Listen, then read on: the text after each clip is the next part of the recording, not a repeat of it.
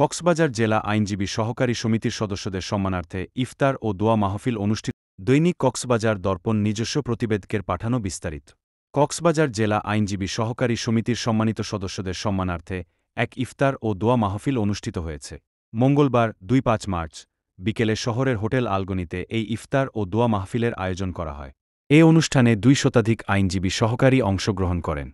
পাশাপাশি কক্সবাজার জেলা আইনজীবী সমিতির আপ্যায়ন সম্পাদক অ্যাডভোকেট আব্দুর রহিম, কেন্দ্রীয় আইনজীবী সহকারী সমিতির সহ-সভাপতি ফোরকান আহমেদ খোকন, সাবেক সভাপতি মনিরুল আলম, সাবেক সভাপতি বাবু মনোরঞ্জন সুশীল, সাবেক সভাপতি আতাউল ইসলাম, সাবেক সাধারণ সম্পাদক জাহাঙ্গীর আলম, প্রবীণ সদস্য মোজাম্মেল হক, এম ওয়াজিবুল হক, আবুল কালাম ছিদ্দিকী, সাধারণ সম্পাদক প্রার্থী এম শাহাব উদ্দিন, সাবেক সফল আপ্যায়ন সম্পাদক আব্দুল হাসিম, সরওয়ার আলম সহ অন্যান্য নেতৃবৃন্দ উপস্থিত ছিলেন।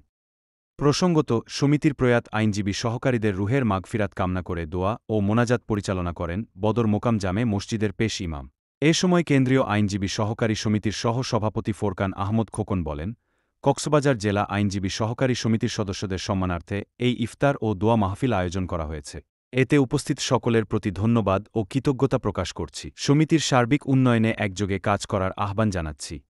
এই মাহফিল সমিতির সদস্যদের মধ্যে ঐক্য এবং পারস্পরিক সম্পর্ক বৃদ্ধির একটি সফল উদ্যোগ হিসেবে পরিচিত।